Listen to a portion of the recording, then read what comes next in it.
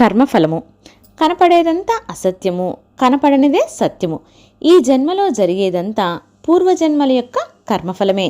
కానీ ఆ కర్మ కనపడదు.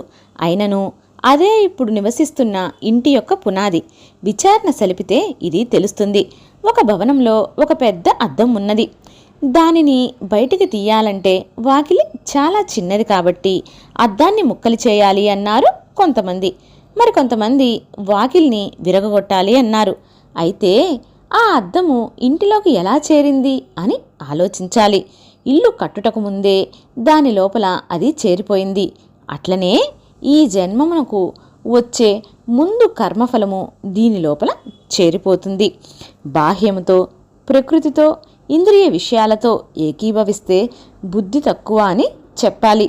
నువ్వు నిజముగా ఎక్కడి నుండియో వచ్చినవాడవు కావు, ఎక్కడికో వెళ్ళువాడవు కావు. అదంతా భ్రమ తప్ప వేరేమీ లేదు. ఆత్మ సర్వకాల సర్వావస్థల యందు నిశ్చలము, నిర్మలము.